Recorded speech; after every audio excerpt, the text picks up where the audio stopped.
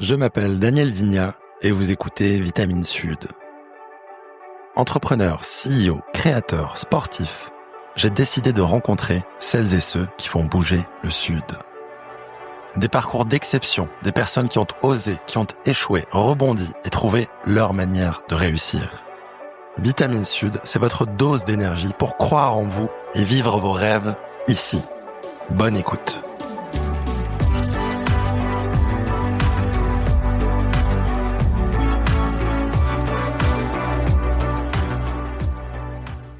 Je vous prends 30 petites secondes pour vous présenter mon premier partenaire, Mistral Studio, le pionnier de la création vidéo en Provence. C'est grâce à Mistral Studio que cet épisode est filmé, disponible sur YouTube, et je dois dire que je suis vraiment fier du résultat. Ce qui fait toute la différence dans la vidéo, c'est le décor. Et ça, c'est leur gros plus. Ils proposent plus de 20 décors uniques. Vignes, champs d'oliviers, piscines ou intérieurs ultra modernes. Que ce soit pour des podcasts, publicités, formations ou interviews, ils accompagnent les marques et les créateurs à produire des contenus pro facilement. Alors, pour vos besoins vidéo, Mistral Studio, c'est la référence en Provence. Pour les trouver, tapez mistralstud.io, mistralstud.io et contactez Thibaut de ma part. Benoît, je suis vraiment ravi de t'accueillir aujourd'hui dans Vitamine Sud. On s'était rencontrés pour la première fois en septembre et maintenant, nous voilà 2 mois plus tard au micro de Vitamine Sud dans notre beau studio chez Mistral Studio à Septèmes-les-Vallons. Bienvenue et merci d'avoir accepté mon invitation. Merci à toi, Daniel. Merci à toi. Je suis ravi d'être là. T'es bien à l'aise, t'es bien assis? Je suis parfait. Super. Parfaitement installé. Il fait beau. Tout est génial. J'attends juste tes questions. Super. Du coup, Benoît, c'est le rituel un peu chez Vitamine Sud. Je propose à mes invités de d'abord faire une présentation que j'appelle LinkedIn pour les rares personnes qui ne te connaissent pas encore. Et ensuite, je te proposerai de te présenter à ta manière, à ta sauce. Ça te va? C'est parfait. Donc Benoît, tu es né à Marseille, tu as grandi à Marseille et tu es aujourd'hui à la tête de 3 entreprises marseillaises. Depuis peu, une nouvelle aventure que tu es en train de développer, qu'on va dévoiler ici. Alors si on rembobine, ton chemin au départ te prédestine pas forcément à l'entrepreneuriat, puisque tu fais tes études à Sciences Po.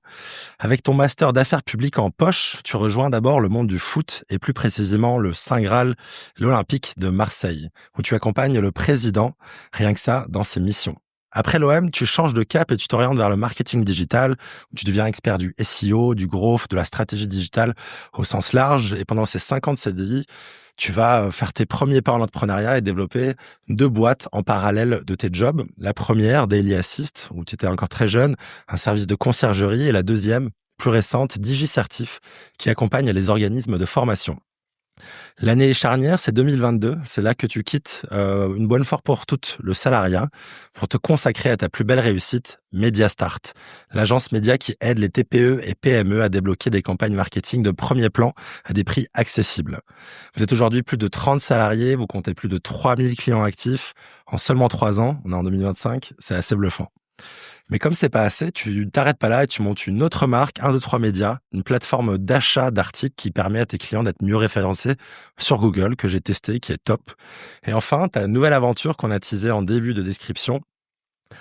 Nos métiers vont un peu se rejoindre ici. On l'a dit, ton ADN, c'est Marseille, ton expertise, c'est les médias. Et donc, tu viens tout juste de lancer ton propre média, Ils font Marseille. Un format interview d'1 heure, filmé sur YouTube, avec des personnalités fortes et marquantes de la ville. On peut citer Rachid Zerwal, le boss des supporters de l'OM, Martine Vassal, la présidente de la métropole, mais aussi un prêtre des Goudes, un chef de la sécurité privée à Marseille qui connaît la night marseillaise par cœur. Benoît, tu as fait énormément de choses. On a énormément de choses à se dire. Je suis super content de t'avoir au micro. Mais voilà, comme dit, ça, c'était la présentation LinkedIn. Comment est-ce que toi, quand il y a des personnes que tu croises dans la rue ou dans le travail, tu te présentes? Donc, voilà, tu peux te présenter à ta manière. Merci beaucoup, Daniel. Combien de temps tu me laisses pour me présenter? Comme tu veux. Déjà, est-ce que c'était à peu près correct? Ouais, c'était ça. Ouais, c'était ça, c'était parfait. Je vais même peut-être pas faire aussi bien. Non, c'était génial. Écoute, moi en quelques mots, pour répondre à ta question. Donc moi je suis entrepreneur, effectivement. Donc je suis aujourd'hui à la tête de 4. Alors après, il y a des jeux de structure juridique, etc. en interne, mais disons, je suis à la tête de 4 gros projets qui m'anime aujourd'hui dans mon quotidien. Donc DigiCertif, Mediastart, 1, 2, 3 Médias et Ilfort Marseille. Et donc DigiCertif, en quelques mots, on est dans le domaine de la formation professionnelle. Mediastart, on est une agence média. 1, 2, 3 Médias, comme tu l'as dit, on est une plateforme digitale où on commercialise de l'espace médiatique. Et Ilfort Marseille, c'est le dernier né de mes projets. Effectivement, c'est un projet média qui vise à donner de la visibilité aux grandes personnalités de la ville de Marseille. Génial. Voilà. Et trop bien. Et justement, on est dans Vitamine Sud. Et moi, une des raisons pour lesquelles je fais ce podcast, ce qui me fascine, c'est l'énergie des entrepreneuses et des entrepreneurs que j'ai au micro de faire autant de choses. On l'a dit, pendant tes premiers CDI, tu montes des boîtes à côté. Là, t'es déjà à 4 entreprises.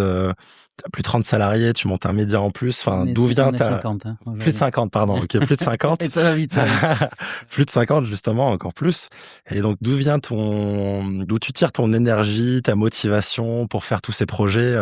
C'est quoi ton pourquoi? Qu'est-ce qui t'anime? C'est une question qui est en même temps pas simple de trouver la réponse, et c'est une question, moi d'ailleurs, que je demande très souvent en entretien, savoir, moi je parle de driver. Ouais. Je pense effectivement que quand on est entrepreneur, on doit avoir un driver, c'est-à-dire qu'on doit avoir quelque chose qui nous colle aux tripes et qui fait qu'effectivement on va pouvoir se lever le matin et qu'on va pouvoir faire des tas de choses, et effectivement plus le driver est fort et plus ça permet de faire des choses impressionnantes. Mais je dis, donc en même temps c'est une question primordiale et absolument fondamentale, et en même temps c'est une question pas simple, parce que même à titre personnel, trouver son driver, c'est pas toujours évident. Moi, en ce qui me concerne, je crois que j'ai toujours voulu être le meilleur dans tout ce que je faisais.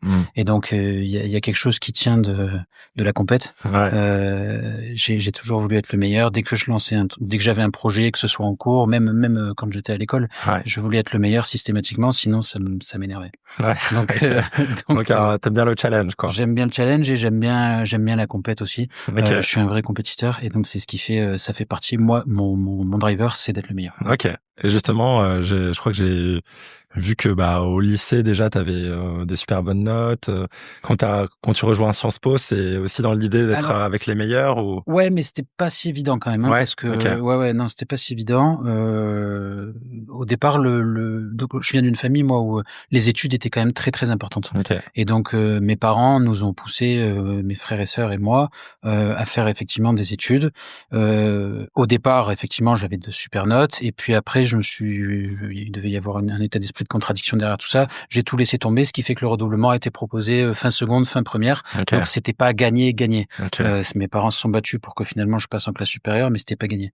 Okay. Après, effectivement, je me suis remis en selle, et là c'est le premier électrochoc un peu. Ouais, il y a clairement de ça. Si je dois rentrer dans les détails, en quelques mots, j'avais des plus vieux, des anciens, des amis à moi, des amis de la famille, qui m'avaient vu grandir et qui m'ont vu basculer de meilleur élève de la classe à dans les derniers, parce que dans le fait, je foutais rien, et ça m'intéressait pas. Et j'ai eu cet électrochoc, effectivement, que de le revoir quelques années après. Ils m'ont dit, putain, mais Benoît, qu'est-ce que tu fous là? Qu'est-ce que t'es devenu? T'étais parti pour faire de super études. Au final, tu te retrouves à pas bosser. Qu'est-ce qui s'est passé? Et ça m'a fait un électrochoc, et effectivement, c'est ça qui a fait qu'après je me suis remis en selle. Donc c'est là d'où après j'ai eu mention très bien au bac, j'ai pu faire Sciences Po, Aix d'abord, et la fac de droit en parallèle, et après rentrer à Sciences Po Paris, effectivement. Ok, intéressant. Et justement, Sciences Po, moi j'aime bien essayer de comprendre la vocation des entrepreneurs. Quand est-ce que ça commence, le premier contact avec l'entrepreneuriat, etc. Toi, quand tu postules pour Sciences Po, tu y vas avec quelle idée? Alors, à Sciences Po, je savais rien de ce que je voulais faire. Je savais rien du tout. Juste faire des bonnes études. Ouais, je voulais juste Sciences Po, ça faisait beau, et quand on se dit compétiteur, moi c'était pas mal de me dire je vais réussir Sciences Po. Ça rend la famille fière aussi. Voilà, c'était une bonne idée pour flatter l'ego. Mais j'avais aucun plan de carrière, rien du tout. Okay. Et donc je suis parti bille en tête en me disant Sciences Po, et en fait à Sciences Po Aix, j'ai fait mon stage à la préfecture des Bouches-du-Rhône, au cabinet. Ok. Donc donc absolument rien à voir avec l'entrepreneuriat. Et je me suis éclaté. Trop bien. Donc là, après Sciences Po, je me suis dit, en fait, moi, ce qu'il me faut, c'est la préfectorale. C'est vrai que j'adore être dans le jus, j'adore être dans l'activité permanente. Dans la gestion de crise. Exactement. Et donc, de ce point de vue-là, quand on bosse dans un cabinet d'une préfecture, on est tout le temps sur le qui-vive et j'avais adoré cette expérience. Et donc, de fait, je bascule de Sciences Po Aix à Sciences Po Paris avec l'idée de passer l'ENA et de devenir préfet. Et je ne faisais Sciences Po que pour ça. Ok, c'est super intéressant. Donc, rien à voir. Rien du tout. Donc, d'où le master affaires publiques. Donc, pour que ceux qui connaissent pas trop Sciences Po Paris, donc tous ceux qui choisissent le master que tu as fait, Benoît, c'est donc pour essayer l'ENA, le Quai d'Orsay, le diplomate, les collectivités territoriales. Voilà. Donc, ça n'a rien à voir. On bouffe du droit public, on bouffe du droit constitutionnel, on bouffe du droit administratif, mais on bouffe certainement pas de l'entrepreneuriat.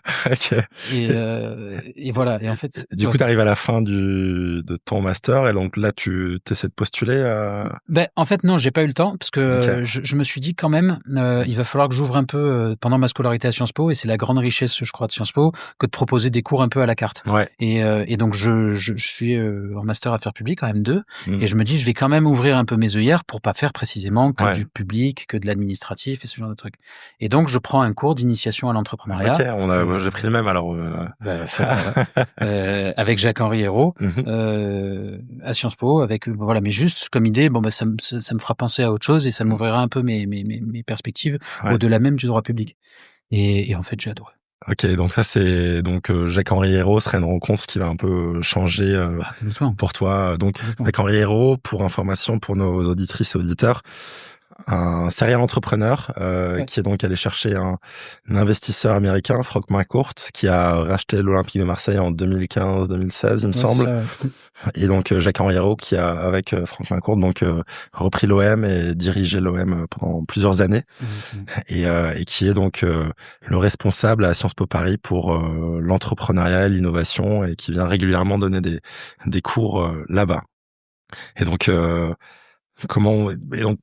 à partir de ce moment-là, t'étais à fond dans ton objectif de devenir préfet. Ce cours, qu'est-ce qu'il a changé pour toi?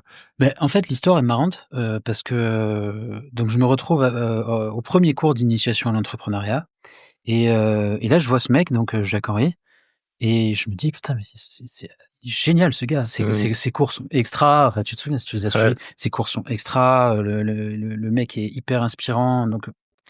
Et donc, je sors du cours un peu bluffé.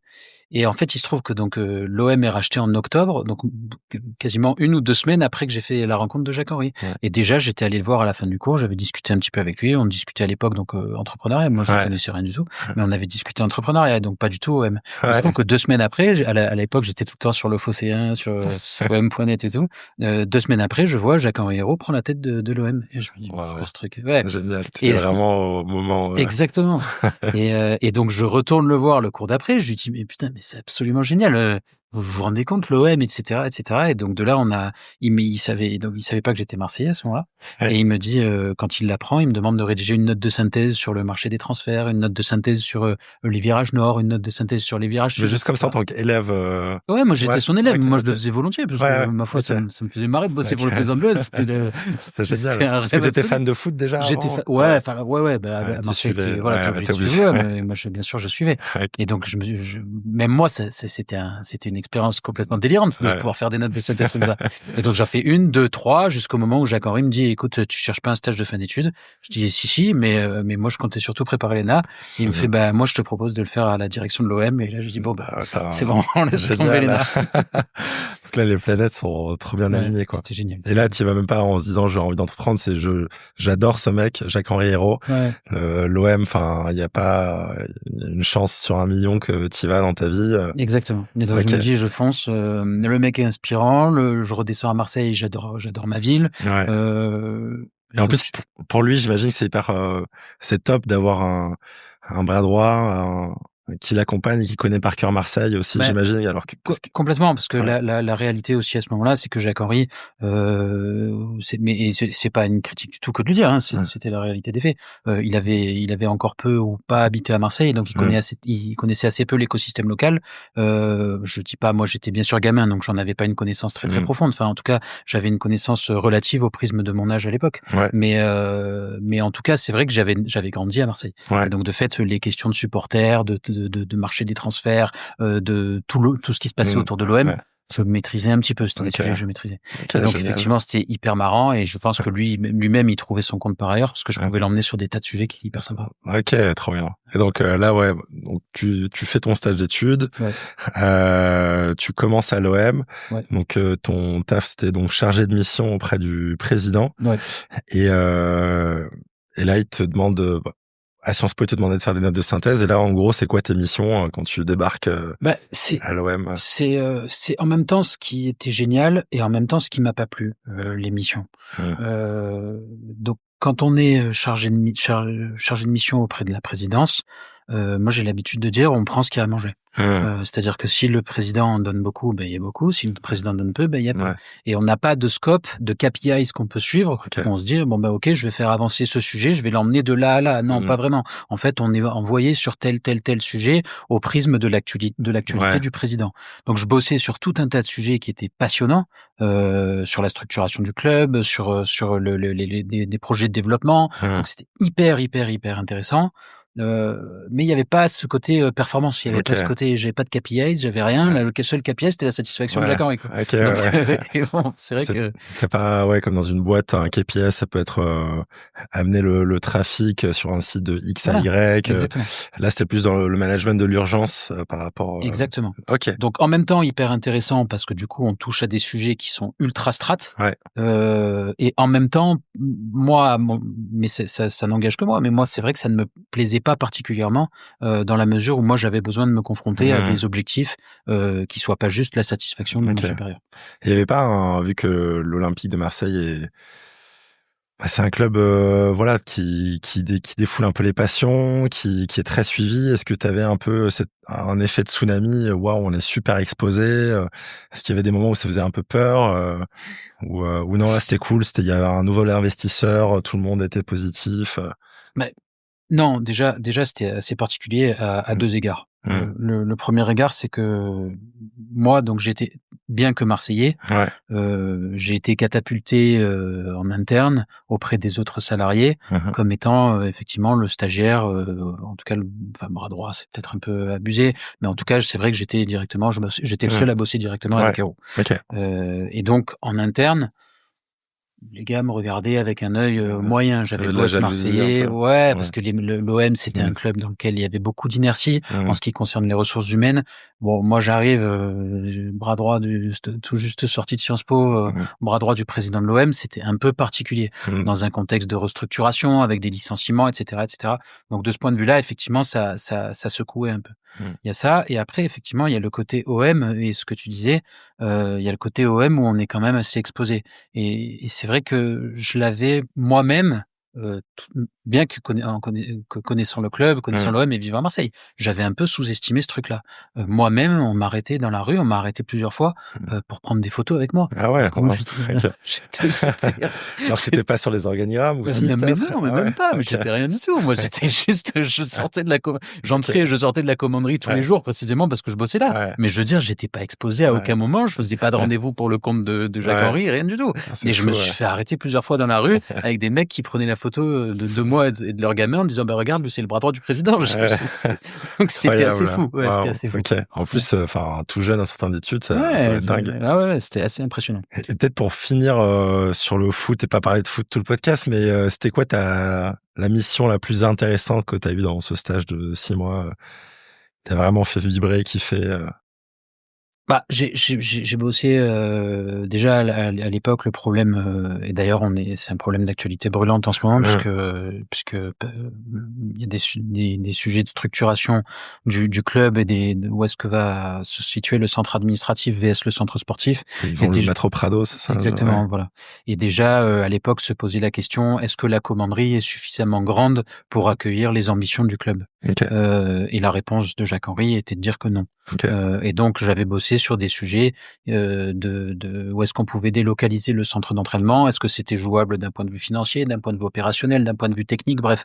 Et donc j'avais bossé sur ces sujets qui étaient assez donc intéressants. ce qui se passe maintenant, aujourd'hui, en 2025, tu t'étais déjà penché dessus en 2016, 2017, quoi. Ouais, mais je crois que beaucoup de choses qui se passent maintenant, bon après, chaque président et Pablo Longoria a mis d'autres choses en place par ailleurs, mais je pense effectivement qu'il y a un certain nombre de projets qui sont des projets qui se tiennent sur le temps long et dont les bases avaient été posées déjà sous la présidence de Jacques-Henri. Ok, génial, super intéressant. Et donc à ce moment-là, je vois que j'ai vu sur ton parcours que donc en parallèle de ton stage, tu commences à monter ta première boîte, c'est ça, Daily Assist? Ouais, alors c'est ça en fait. C'est-à-dire que rapidement j'ai su que ce job je resterais pas. C'était un stage aussi. Ouais, après t'aurais pu continuer. Jacques-Henri m'avait proposé de continuer. Ok, super. Ouais. Mais moi ça m'intéressait pas. Enfin, ça m'intéressait pas. Au prisme de ce que je te disais tout à l'heure, c'était pas ma voie en tout cas. Ça m'intéressait beaucoup, mais c'était pas ma voie. Et donc rapidement, j'ai dit à Jacques-Henri que je suivrais pas. Et donc il m'a proposé de trouver dans l'organigramme un poste qui pourrait me correspondre. Et en fait, moi, le poste qui me correspondait, c'était déjà d'entrepreneur.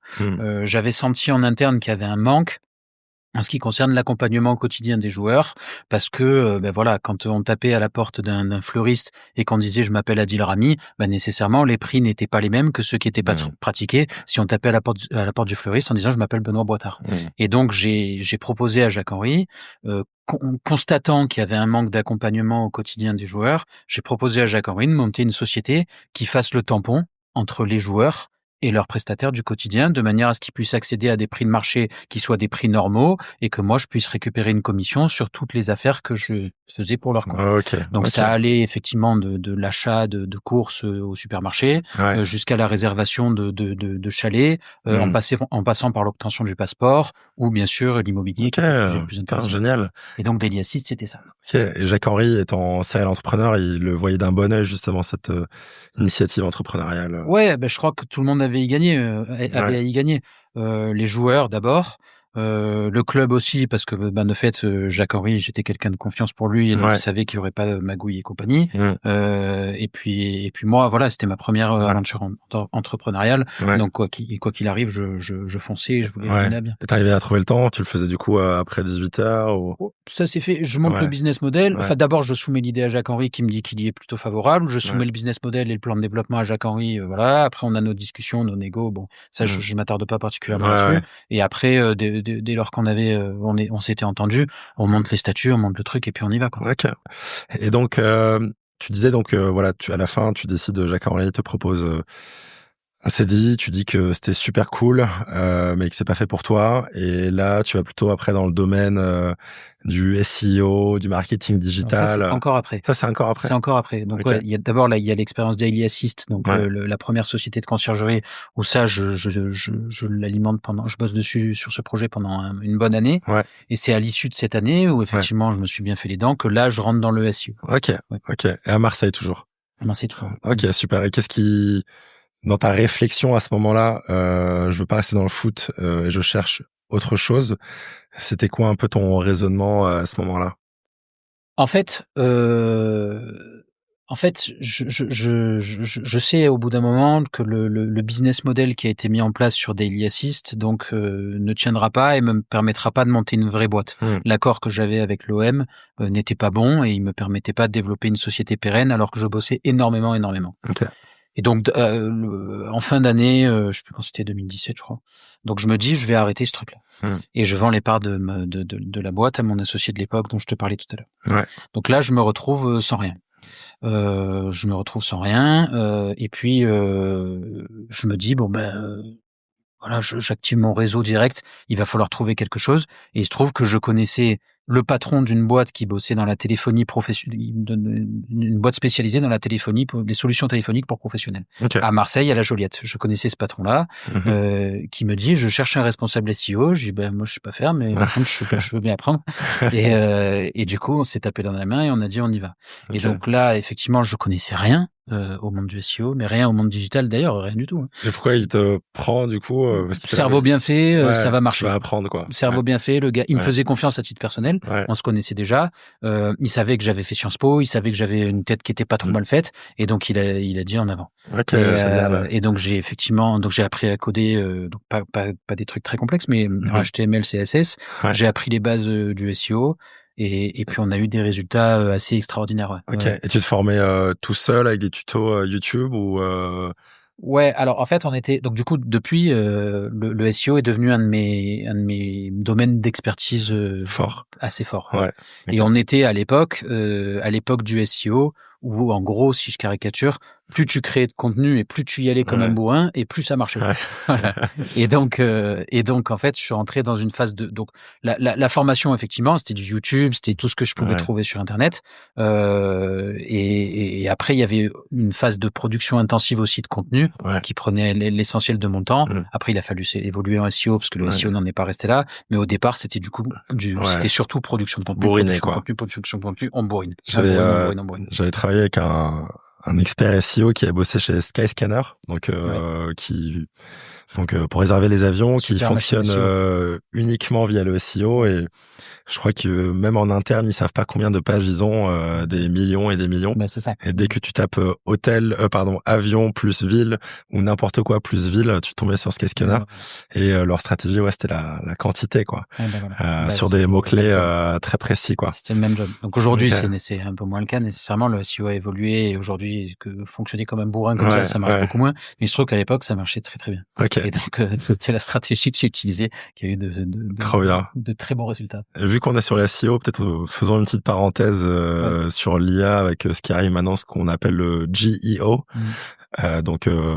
Petit rappel, donc SEO, c'est être référencé sur Google quand on fait une recherche Google, et le GEO, c'est être référencé sur ChatGPT, Gemini, Claude quand on recherche des produits ou des services. Vu avec ton expertise SEO, tu penses que ça va se faire remplacer petit à petit par ces chatbots IA ou ça va se compléter? Difficile à dire encore. Remplacer. Ça dépend de l'horizon qu'on traite. Je pense que dans le court moyen terme égal 3-4 ans, je vois pas comment le SEO pourrait être remplacé dans la mesure où aujourd'hui il est trop ancré dans nos habitudes de consommation. Le SEO, tout le référencement, Google nourrit aussi les IA qui vont faire leur recherche là-dessus. Ouais. Okay. En revanche, si la question est que d'ores et déjà il faut se pencher sur la question du référencement GEO, la réponse est évidemment oui. Nous on le fait dans les boîtes que j'administre, on bosse beaucoup dessus. Okay. On est en démarche de test and learn parce qu'en réalité il y a beaucoup de choses qui sont dites à ce sujet ici ou là dans des articles de presse, ce genre de trucs. C'est assez compliqué à ce stade de tirer des conclusions définitives sur quelle est la meilleure manière de travailler sur le sujet. Okay. Mais il n'en demeure pas moins que nous, dans le groupe que j'administre aujourd'hui, ça fait partie des gros sujets qu'on traite et en test and learn, mais on y va franchement. Ok, trop bien. On y reviendra plus tard avec Mediastart, trop bien.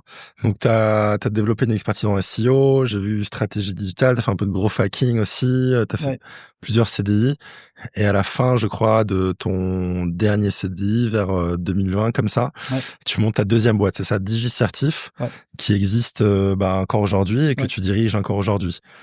Et là, quel constat t'as fait? Et je crois que vous êtes associés, vous étiez deux.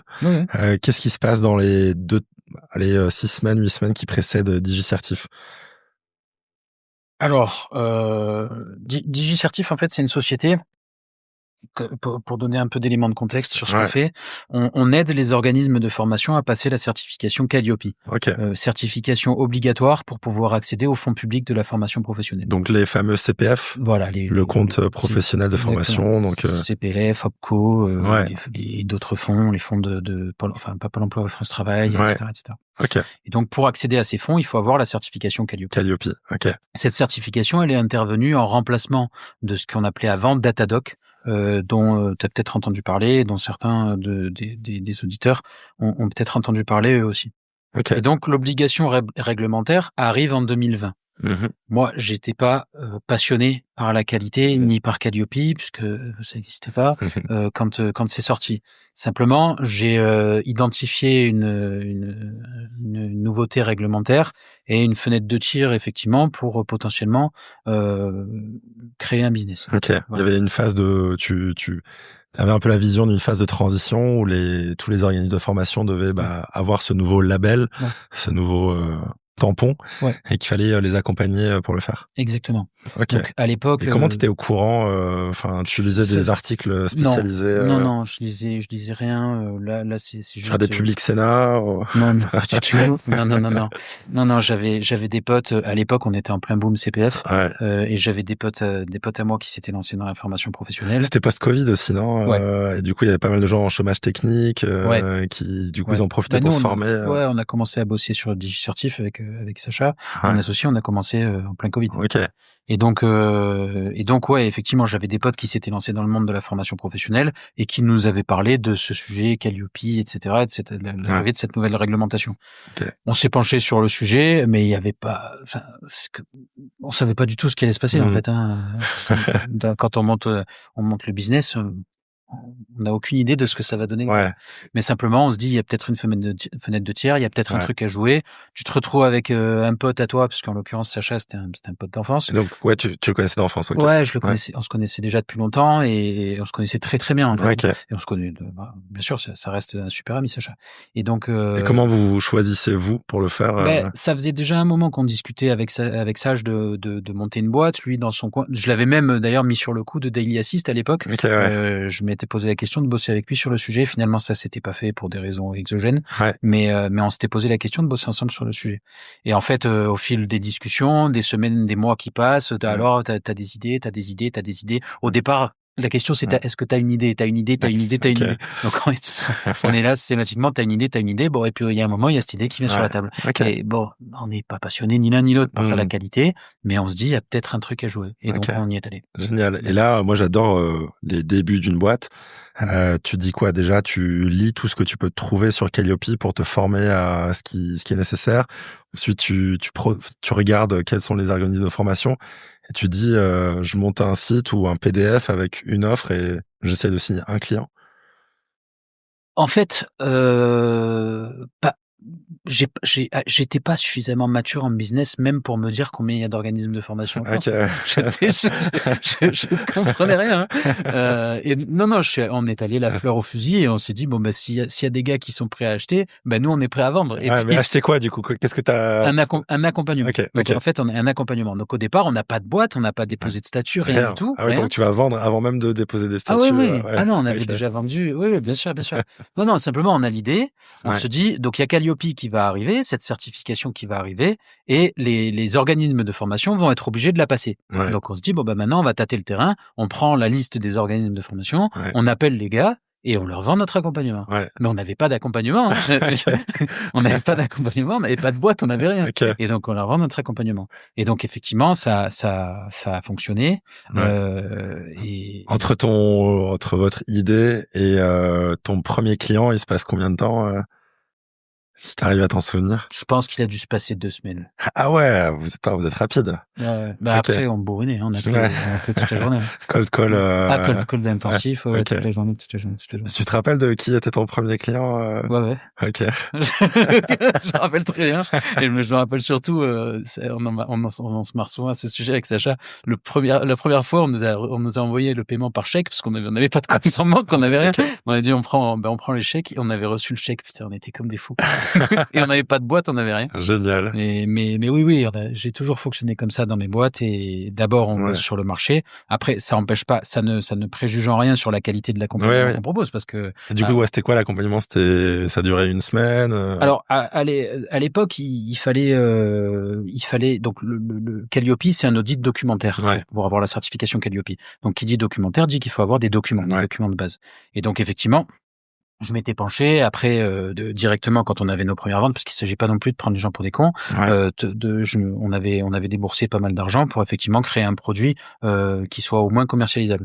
Et donc là, la première vente, elle consistait en mise à disposition de tous les éléments de preuve, de tous les documents qui seront demandés à l'audit Calliope. Ok, génial. Donc, voilà. Donc on a bossé avec un responsable qualité sur le sujet, parce que moi je n'ai pas de la qualité. On a créé un super produit qui a été amélioré 150 000 fois depuis. Mais c'était un MVP qui tenait parfaitement la route, qui était super, sur lequel on a eu d'excellents retours d'ailleurs. Ok, génial. Et c'est comme ça qu'on s'est mis. Ok, super. C'est un métier, j'imagine, qui aujourd'hui, avec l'IA, enfin l'analyse des documents, doit se faire hyper rapidement. Ouais. Ok. Ouais. Le marché n'a pas encore été disrupté. Ouais, disrupté. J'allais dire même complètement ravagé, parce que c'est possiblement. Le marché n'a pas encore été ravagé par l'IA, mais effectivement, c'est quelque chose qui peut être reproductible très très facilement et qui peut être fait par un robot IA. Donc après, les chantres de la formation professionnelle et de la qualité dans la formation professionnelle diront pas du tout. La réalité, c'est que si. La réalité, c'est que l'IA le fera aussi bien, voire mieux. Après, est-ce que c'est pas une IA, c'est toi, avec les centaines ou je sais pas combien de clients t'as accompagné, tu sais exactement ce que les autorités attendent de l'audit et comment faire, à qui aller voir pour avoir la certification, etc. Oui, ça après, l'IA peut l'apprendre tous aussi bien. Donc en réalité, c'est vrai que tu as raison de mettre le doigt dessus, parce que ça fait partie des gros sujets, je pense, de ce marché. Ok. Et donc aujourd'hui, ça existe toujours? Enfin, t'as des employés? Législatif? Ah oui, c'est une super boîte. Et tu continues à avoir des clients, du besoin? Oui, non, c'est une super boîte. Moi, j'y passe quand même pas mal de temps. C'est une boîte qui compte aujourd'hui 10 ETP. Ok, pas mal. Ouais. Sympa. Et on fait partie des références sur le marché, parce que nécessairement, si je venais pas de la qualité au départ, on a dû upgrade et on a dû se mettre à niveau. Donc aujourd'hui, on fait partie des références dans le monde de l'accompagnement à Calliope. Surtout qu'on était dans un marché où il y avait beaucoup.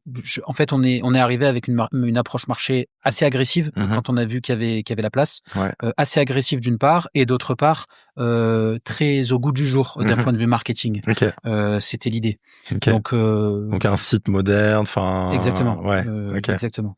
Et on était dans un milieu où c'était pas trop le cas globalement, parce que les gars qui étaient dans la formation professionnelle et dans la qualité dans la formation professionnelle, c'était pas des jeunes. C'est un milieu assez obscur, assez abscon. Bref. C'est un peu old school, quoi. Voilà, c'est un peu old school. Et donc, comme le marché des organismes de formation, c'est majoritairement des micro-organismes, c'est-à-dire des indépendants, cette approche bien marketée, a très très bien fonctionné. Et donc aujourd'hui, effectivement, oui, c'est une boîte qui tourne bien. Et quand tu disais agressif, ça veut dire t'essaies de prendre des parts de marché rapidement? Alors agressif, c'est que quand on a vu que ça marchait, nous effectivement, il faut faire tes premières ventes en cold call, parce qu'au départ t'as rien. Mais c'est pas parce que tu fais juste ta première vente en cold call que tu vas pas continuer derrière. Donc après, nous, contrairement. Je pense qu'on était assez peu d'acteurs à le faire sur le marché, mais nous, toute notre acquisition les 2 premières années, c'était du cold call. Du cold call. Donc après, moi, comme j'avais cette expertise SEO, on est dans un marché naturellement qui se prête plutôt bien au SEO. Il n'y a pas de marque, à part la marque Calliope, bien sûr, mais les gars qui soient accompagnés par telle boîte ou telle boîte, bon, ils s'en foutent. Le tout, c'est qu'ils soient bien accompagnés. Et donc, pour ça, il fallait mettre en place un écosystème digital inbound qu'on a mis en place via le SEO. J'imagine beaucoup de requêtes, comment être certifié Calliope. Comment faire ça? Toutes les requêtes. Comme ce que fait Quanto avec les entrepreneurs, comment faire mes statuts, etc. Pareil. Nous, c'était d'autant plus marrant d'autant plus simple, en fait, d'un point de vue SEO, que le mot-clé, le mot d'ordre, c'est Calliope. Donc, toutes les requêtes larges dans lesquelles le mot Calliope est présent, toutes. Il y en a peut-être 2000. On les a bossés. Trop bien. Et en plus, vous étiez du coup les seuls à faire du SEO dans ce domaine-là au début. Au début, on était les seuls, et donc c'est vrai qu'on a eu une approche marché, agressive en inbound comme en outbound, et c'est ce qui fait qu'on a pérennisé la société et qu'on en a fait un super truc. Et aujourd'hui, c'est plutôt de l'inbound, donc que les gens viennent via le SEO, ou est-ce qu'il y a encore du cold call? Ouais, aujourd'hui, il y a le cold call est quand même un peu plus compliqué dans la mesure où le marché est beaucoup plus mature. Ouais. L'impératif réglementaire qui était très prégnant en 2020-2022 l'est beaucoup moins aujourd'hui. Ouais. Et donc, et après aussi, comme moi j'ai d'autres activités par ailleurs, on peut pas courir tous les lièvres. Ouais. Donc c'est vrai qu'aujourd'hui on est surtout sur une dynamique inbound, Ouais. avec un écosystème digital qui a été mis en place et qui permet de capter du lead. Ouais, ok, trop bien. Et pour finir peut-être là-dessus, moi je me dis que ça peut être intéressant, peut-être avec la communauté Vitamine Sud, un jour d'ouvrir une école de l'entrepreneuriat, mais rapide sur 4 semaines, en passant de 0 à 1, c'est-à-dire d'une idée à, comme vous avez fait sur Digicertif, à un premier produit, des premiers clients en 4 semaines, au lieu de programme peut-être d'incubation où tu passes 6 mois. Au début, les primo-entrepreneurs vont faire leur statut, leur logo, enfin des choses qui servent à rien au début. Donc voilà, un truc rapide qui permet d'échouer rapidement ou d'avoir des premières réussites rapidement. Ouais. Et donc si je veux permettre à des personnes en reconversion ou des personnes en transition de le payer via leur CPF et que je veux faire de cette école un organisme Calliope, combien de temps ça me prend et combien ça me coûte? Alors, donc aujourd'hui, il faut bien avoir en tête quand même que par le passé, et notamment quand on a monté Digicertif en 2020, l'accès au CPF était relativement simple. Avec tous les abus qui ont pu naître et dont tu as certainement eu écho. Voilà, on parlait de cold call tout à l'heure, le dynamic cold call. Vous avez votre CPF. Il y avait plein de business qui sont montés sur les CPF. Voilà. Et donc tous ces abus qui ont pu éclore ont amené les autorités et les gouvernements successifs à restreindre l'accès au CPF. Donc aujourd'hui, c'est nettement plus compliqué.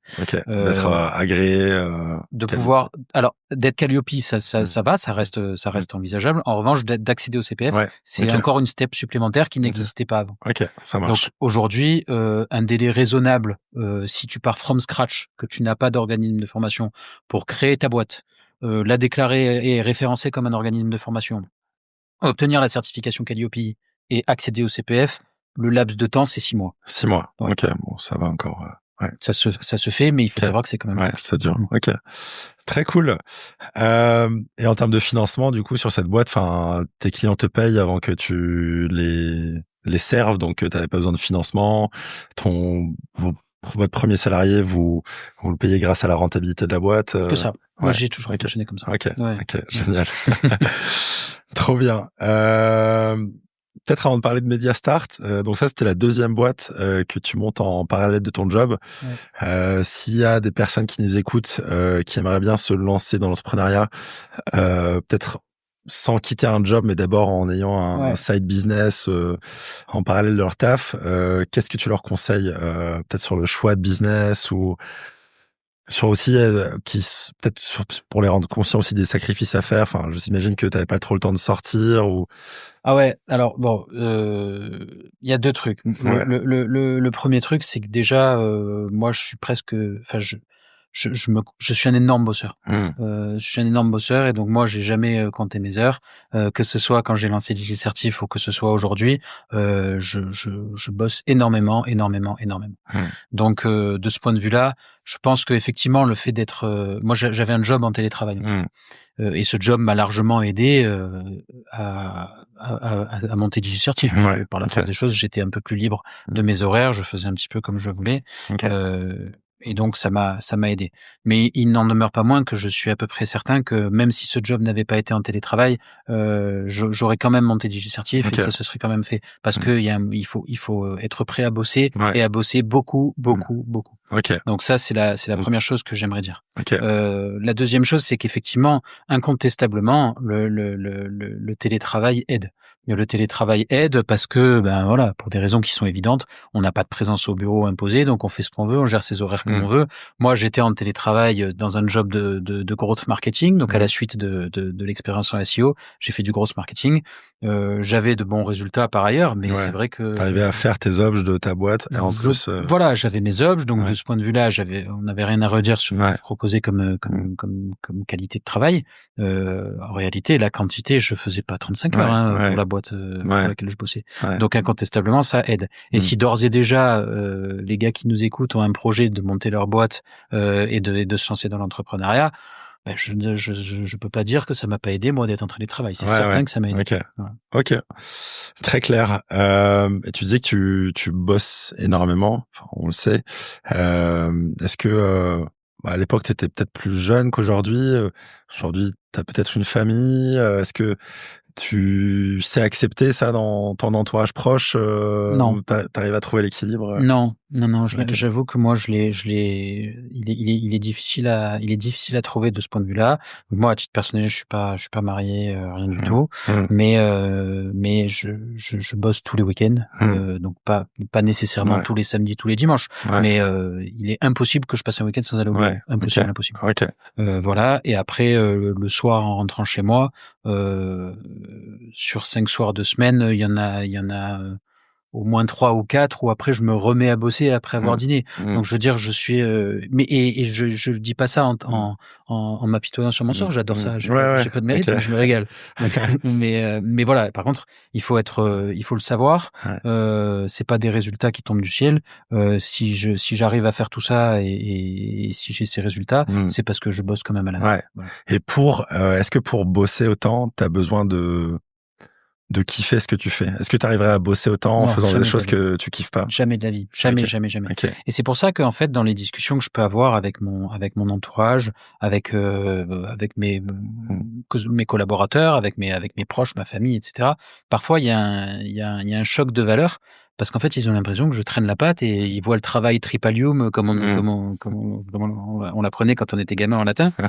Alors que moi, c'est pas du tout le travail tripalium, c'est le travail éclate, quoi. Ouais. Je me régale. J'adore ce que bien. je fais. J'adore ce que je fais. Ouais. Mais donc, oui, pour répondre à ta question, moi, ça aurait été absolument impossible si j'aimais pas ce que je faisais. Ouais. Absolument impossible que de faire tout ce que j'ai fait. Ok. Tu analyses un peu les tâches qui te donnent de l'énergie. Par exemple, moi, aujourd'hui sur le podcast, il y a 5 métiers. On en reviendra peut-être à la fin de cette interview avec ton média. Ouais. Mais il faut aller chercher les invités. Il faut aller. Il y a un deuxième taf journalistique, préparer les interviews. Troisième taf technique, le tournage. Quatrième taf montage. Et cinquième taf un peu community manager, les réseaux sociaux. Moi, la partie technique et montage me prend de l'énergie et je peux bosser beaucoup là-dessus, mais ça va me donner envie d'arrêter, alors que passer ce moment-là avec toi ou préparer l'interview avec toi, ça j'adore et je peux le faire sans compter, quoi. Donc aujourd'hui, j'essaie du coup d'analyser les tâches que je dois déléguer pour avoir envie de continuer et celles qui me donnent de l'énergie. Toi, dans tes boîtes, tu analyses rapidement ce qui te fait un peu chier que tu délègues ou... Moi, en fait, je suis pas trop j'aime pas. Ouais. Je m'en fous. Ça me touché à tout. Moi, je fais en fait. Ouais. Il y a pas de j'aime ou j'aime pas. Il faut faire. Et donc en fait, moi, la manière dont je travaille, et j'ai toujours fait ça de la seconde 1 jusqu'à aujourd'hui, et c'est ce que je continuerai à faire. J'identifie un problème, quel qu'il soit. Au niveau macro, ça peut être besoin d'un accompagnement Calliope, ou au niveau micro, ça peut être ce commercial ne parvient pas à vendre. Et donc j'identifie le problème, je le séquence exactement comme tu l'as fait, je le séquence en différentes étapes, je rentre dans l'arène pour traiter le sujet parfaitement et le maîtriser dans toutes ses composantes. Et quand il est maîtrisé, je l'apprends à quelqu'un, je délègue et je m'en vais. Ok, voilà. trop bien. Mais donc il y a pas de. T'adores la résolution de problèmes en fait. Ah oui, ça, ça c'est que ça. Okay. Donc il faut pour résoudre un problème, il faut savoir quelles sont ses composantes internes. Il faut bien le séquencer et connaître ses différentes composantes et quels sont les enjeux. Et après, moi systématiquement, quand le sujet est maîtrisé par moi, je mets quelqu'un à ma place qui va pouvoir gérer ce sujet. Je le rends intelligible. Je mets quelqu'un à ma place et moi je passe à l'étape de dessus. Et c'est une fuite vers le haut permanente. Ouais, trop bien. Ouais. Donc là, tu décris un peu un modèle de prise de décision et de processisation. Est-ce qu'il y a des décisions qui t'ont vraiment, où t'as vraiment eu du mal, où t'as mal dormi, qui étaient dures à prendre, ou est-ce que t'as toujours une approche hyper rationnelle, froide, et quelle que soit la taille du problème, le risque financier associé, tu le regardes de la même manière, ou est-ce qu'il y en a quand même certaines décisions où t'étais un peu, où t'as eu des sueurs froides? Des décisions où j'aurais vraiment eu peur. Des choix à faire. Ouais, bah, des choix, je sais pas, moi, je prends 40 décisions par jour. Donc OK. là encore, j'ai pas de choix qui me viennent là à l'esprit où je Ouais, dirais là vraiment, j'ai mouillé le maillot ou je sais ouais, pas, non, OK, j'ai pas, non, non, moi je suis vraiment, très, très pragmatique, OK, je crois dans l'approche que j'ai de l'entrepreneuriat. Je fonce tout droit, je vois un problème, je le règle et mmh, après je passe à celui ouais, d'après, OK, avec pour volonté constante d'avancer. Mais je n'ai pas de choix là comme ça qui me ouais, viendrait où je me dirais: «Bah, OK, non, pas particulièrement». OK, ça marche. Alors on parle de choix, en 2022 du coup, Ouais, tu fais le choix, ouais, de voilà. lancer, Ça, c'est vrai que c'était un choix structurant, ouais. tu fais le choix de lancer, Mediastart. Donc, est-ce que tu peux nous expliquer un peu la genèse, de Mediastart? Donc, il me semble que, bah, DigiCertif, ça faisait 2 ans que tu le développais Ouais. en parallèle d'un taf. Mmh. Donc là, tu décides, avec ton associé déjà existant sur, Oui. DigiCertif, de vous lancer dans Mediastart avec, Ouais, ouais. quelle idée, quelle intuition, quel problème? Ouais.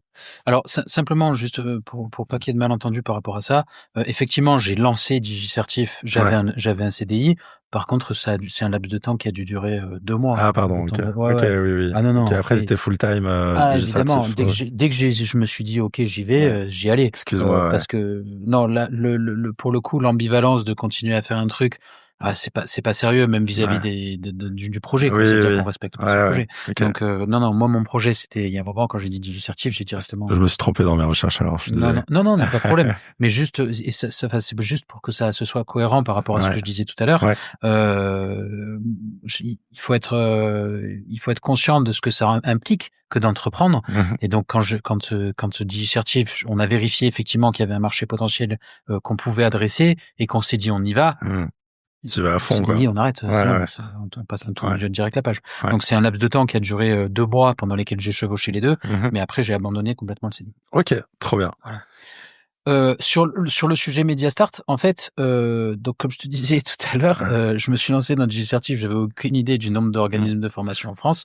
Au bout de 2 ans, je savais ouais. combien il y avait d'organismes de formation en France et donc je Ah, savais quel était mon marché potentiel que je pouvais le adresser. plafond, quoi. Voilà. Ouais. Je savais globalement combien j'arrivais à en réceptionner par an et Mmh, je savais combien s'en créer, je savais combien bref, je sizais le marché. mmh.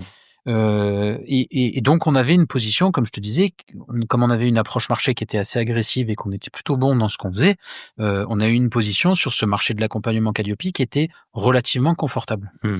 Et il y a un moment où moi-même, j'ai tenté d'adresser les médias pour avoir davantage de visibilité et asseoir notre position sur ce marché. OK. Donc tu voulais faire plus de campagnes marketing, augmenter de la notoriété de Voilà. ta marque, te rendre Augmenter la connu. notoriété de DigiCertif et le Ouais, faire reconnaître comme étant la boîte par laquelle il faut passer ouais. pour pouvoir obtenir sa certification Calliope. Et donc, j'ai tapé à la porte des médias via des relations presse. Évidemment, ça n'a rien fait. OK, ouais. Et tout se Ça passait par là, ça n'a rien fait du tout, voilà, parce que tout le monde s'en Donc foutait. t'as pris un bureau, t'as écrit en direct aux journalistes en trouvant leur email ou t'es passé par un bureau de relations Non, je presse? suis passé par un bureau de relations presse qui a shooté des mails, Et des mails sur des communiqués de presse, ouais. qu'on avait T'as eu des rédigés ensemble. retombées un peu quand même ou? Des trucs à la Parce que con. souvent c'est des trucs en dernière page ou, Ouais, non, non, des trucs ouais. complètement nuls. OK. Et qui n'avaient aucun intérêt, ni SEO ni rien, quoi. Ouais. Et Moi j'avais, enfin dans ma première boîte, pardon, je fais une petite parenthèse, que ouais, j'avais ouais. monté, la marque d'huile d'olive Oliva. On avait fait une super campagne de lancement. On avait pris un joli bureau de relations presse que je citerai pas à Paris. Mmh. On a eu Vogue, Elle, etc. Mais des Ah, articles, pas mal quand même. ouais, mais des articles digitaux qui, enfin, ça a fait zéro impact sur le trafic de notre site. Et nous, on avait mis toute notre première marge là-dedans, 2000 € par mois sur 3 mois. Et ça a eu aucun impact business et on a perdu enfin, notre rentabilité. Ouais, ouais. Donc, je comprends Voilà. la difficulté, en tout cas, que c'est que de faire de la C'est relation presse. ça n'a pas fonctionné du tout, Mhm. mais moi, j'en ai pas démordu. Je voulais accéder aux médias pour, avoir notre et même tout de manière toute conne, hein, pour Mhm. avoir le bandeau, tu Oui, sais, que tu oui, vois tout sur le le temps sur les site, sites il internet, parle ils de parlent de nous. nous, exactement, voilà, et je voulais ça. Je me suis dit que ça faisait partie de la social proof et de l'aventure qu'on voulait créer, bref. Et donc je m'étais lancé là-dedans. Donc je fais mon truc de relations presse, ça fait rien du tout et au final, je décide de payer, pour avoir un article sponsorisé. Ok. Je m'étais acheté un article dans Challenge à l'époque. Et comment t'as fait? Parce que même ça, c'est pas évident. J'ai été contacté, Ok. en fait, par une boîte que je connais bien du coup aujourd'hui, parce qu'on est un peu dans le même segment de marché, Ouais. mais et qui m'a proposé ça, et je l'ai acheté l'article dans Challenge, et donc j'ai Ok. eu ce que je voulais, in fine. Et il se trouve qu'en fait, ce marché-là des articles sponsorisés digitaux, il cochait quand même pas mal de cases d'éléments que je recherchais, ou en tout cas de ressources dont j'avais à disposition. Moi, je recherchais un marché qui soit beaucoup plus grand que celui des organismes de formation. Donc voilà, on est 150 000 organismes de formation en France. Marché des TPE PME, il est immense. Ouais. Quand on vend des articles sponsors digitaux, ben on a un pied dans le SEO de fait, parce qu'il y a la question. Enfin, je sais pas si c'est des sujets que tous les auditeurs qui nous écoutent maîtrisent, mais il y a le sujet du netlinking. Je pense qu'il faudrait peut-être l'expliquer un peu. Ouais. En quelques mots, quand il y a un article sponsorisé ou pas sponsorisé, enfin, quand il y a un article qui pointe avec un lien hypertexte qui envoie vers ton site internet, et ben ton site est considéré comme étant beaucoup plus crédible aux yeux de Google, et donc il en jouit en termes SEO. Ouais. Parce qu'aujourd'hui, les gens donc qui travaillent dans le SEO, il y a des classements, ce qu'on appelle des rankings, et qui peuvent te dire, bah toi, ton site aujourd'hui, il est en 70e position, au 20e. Voilà. Et en gros, pour améliorer ton classement, faut que tu améliores ta réputation. Exactement. Et pour améliorer ta réputation, si des sites réputés, donc Le Monde, c'est comme à l'école, hein, si tu traînes avec des gens cool, tu vas être considéré comme plus cool. Exactement. Et du coup, si des sites connus parlent de toi, donc ça améliore ta réputation. Exactement. Et aujourd'hui, donc tu peux acheter des liens sponsorisés de sites connus ou de médias connus pour améliorer ta réputation. Voilà. Et donc en fait, on parle d'autorité de domaine. C'est le KPI à suivre, c'est celui-là. C'est une note sur 100 qui n'est pas assumée par Google, hein, mais c'est une note sur 100 qui va donner le crédit de ton site aux yeux de Google en fonction du nombre de backlinks. On parle de backlink pour évoquer les liens hypertextes. Backlink et netlink, ça c'est la même chose. C'est la même chose, on parle de la même chose. Backlinking, netlinking, c'est la même chose. Mais en fonction du nombre et de la qualité des backlinks qui pointent vers ton site. Et donc, comme je connaissais très bien le SEO, nécessairement, le sujet des articles sponsorisés provenant de grands médias nationaux me parlait un petit peu. Voilà. Donc, il y avait de ça. Et tu te rappelles, l'article de Challenge, combien il coûtait à l'époque? 2500. Ah ouais, quand même, c'est un investissement. Ouais. Et il y avait ça, et après j'avais quand même, puisque c'est dans le milieu des médias, ça fait partie aussi des sujets, via Sciences Po, via Jacques Henry et l'expérience que j'avais pu avoir, j'avais quand même un petit réseau dans le monde des médias que j'avais entretenu. Parce que Jacques Henry était un peu expert dans ce monde des médias. Et entre le foot et les médias, il y a qu'un pas aussi, comme chacun sait. Et donc bref, j'avais un petit réseau dans le monde des médias qui m'a permis aussi de pénétrer ce marché assez vite et assez rapidement. Mais en gros, pour résumer, t'étais le premier client de ta boîte. Parce que avec DigiCertif, tu cherchais à augmenter ta notoriété. T'avais un problème, que t'avais pas de retour presse avec un bureau classique. T'as acheté un article, tu dis, mais en fait, ce que moi, je viens d'avoir comme cas d'usage, il y a plein de boîtes qui pourraient en bénéficier. Exactement. Trop bien. Donc, par expérience, quoi. Exactement. Et après, je me suis dit, 6 mois, ce que tu viens de dire, je me suis dit, 6 mois, ça m'intéresse, c'est qu'il y a peut-être une autre boîte qui serait intéressée. Et donc, je suis parti sur Mediastart et je suis allé à fond. Ok, trop bien. Et là, pareil, t'as déjà ton associé DigiCertif et tu dis, vous dites, ça se passe déjà super bien, sur DigiCertif, donc, viens, on fait ça. On repart ensemble. Ok. Et lui, il était partant aussi, chaud. Et voilà. On a remis une pièce dans la machine. On a assuré un environnement, côté DigiCertif. Nécessairement, il faut avoir des process qui sont suffisamment aboutis pour pouvoir te permettre de le faire. Il faut également trouver les bonnes personnes avec lesquelles travailler, parce qu'on laisse les clés d'une boîte, parce que petit à petit, tu auras moins de temps à y consacrer. Donc, on a assuré une structuration suffisamment costaud pour pouvoir s'en détacher au moins partiellement. C'est ce qui a été fait. Et après, on s'est mis à fond dans Mediastart avec le même mode opératoire. On y va, on vend. Et cold call là, cette fois. Cold call, tout le temps. Et du coup, aujourd'hui, comment on fait moi, ça fait longtemps que j'en ai pas fait. Comment on fait du cold call? T'achètes une base de données avec des numéros et... Ah non. Enfin, tu peux tout faire, mais tu prends ton téléphone, tu te dis, tu suis ton intuition. Il y a nécessairement dans le business, le début c'est l'intuition. Après, c'est l'expertise, mais le début c'est l'intuition. Enfin, en tout cas, c'est l'idée que je m'en fais. Donc tu te dis, je sais pas, voilà, nous on a dû appeler nos concurrents. Je sais pas comment ça s'est fait les premières ventes, mais on a dû appeler nos concurrents de DigiCertif en se disant bon bah on va voir si eux seraient intéressés aussi. Et puis on appelle. Tu prends ton téléphone, t'as besoin ni d'Aircall, ni de Ringover, ni de HubSpot, ni de toutes Salesforce. les boîtes auxquelles tu penses, hop, t'appelles. T'appelles et puis hop et tu y vas et tu vois s'il y a un marché. Est-ce que ça mord un peu, beaucoup, passionnément? Ok, trop bien. Et donc tu dis que la jeunesse de Mediastart, donc c'était avec cette problématique, tu l'as approché avec l'angle du netlinking. Mais aujourd'hui sur ton site, je vois que tu peux avoir des campagnes TV, de la radio, enfin des campagnes marketing un peu 360.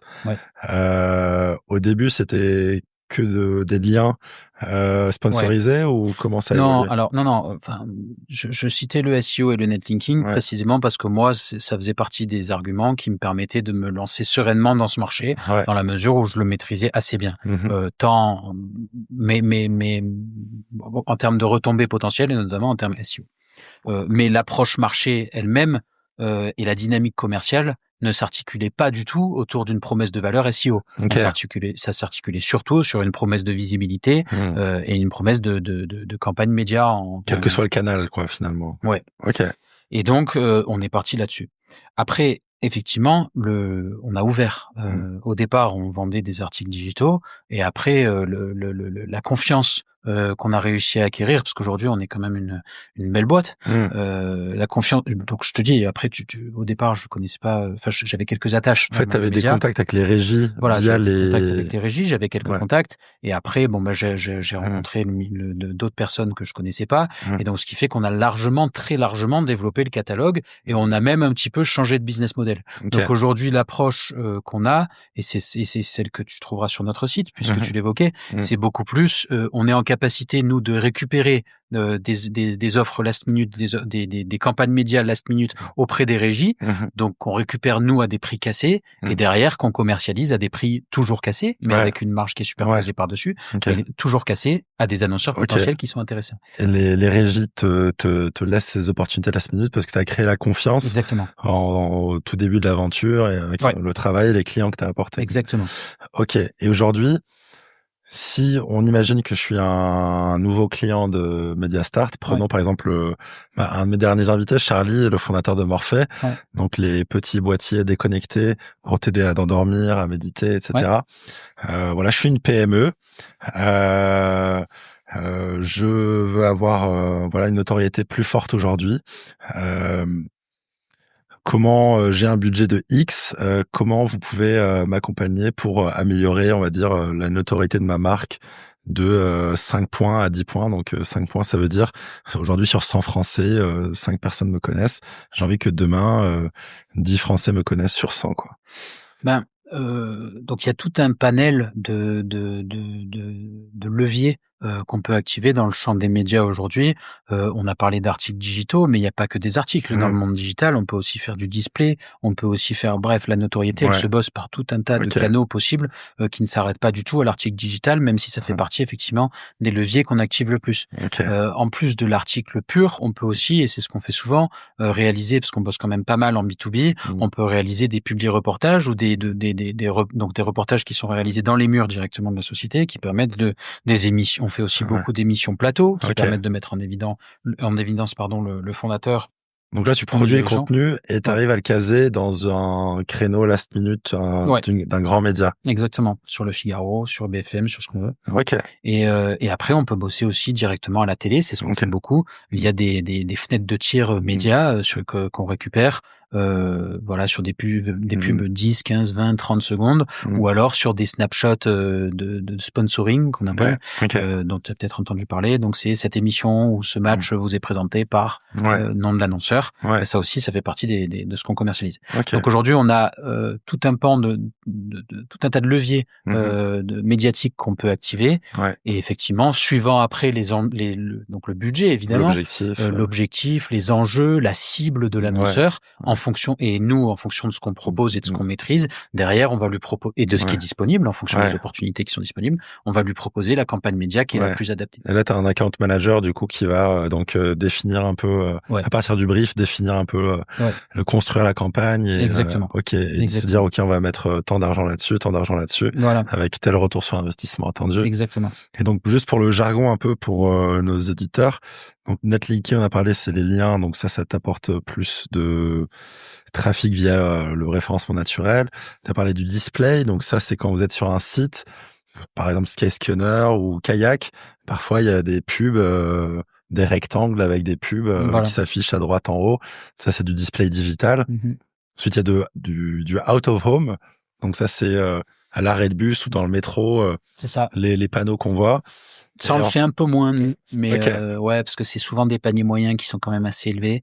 Et nous, comme on s'adresse quand même, notre cœur de cible et notre ADN, c'est fondamentalement les TPE-PME. Donc c'est vrai que l'affichage urbain, l'affichage métro, l'affichage gare, bus, on le fait un petit peu moins. Mais ça fait partie effectivement des choses qu'on peut proposer. Ok, super. Et donc, qu'est-ce qui reste? Il reste Facebook Ads, Google Ads, ça c'est pas... réseaux sociaux, alors on le fait de plus en plus. Donc YouTube, Facebook, Meta, enfin de manière générale. Mais là-dessus, il n'y a pas le fonctionnement où tu peux avoir des opportunités last minute comme avec les régies. Non, mais c'est plus un service en plus. Mais c'est ça, on le propose en option, nous sur des packs avec de la visibilité, un relais LinkedIn en plus, un relais Facebook en plus, etc.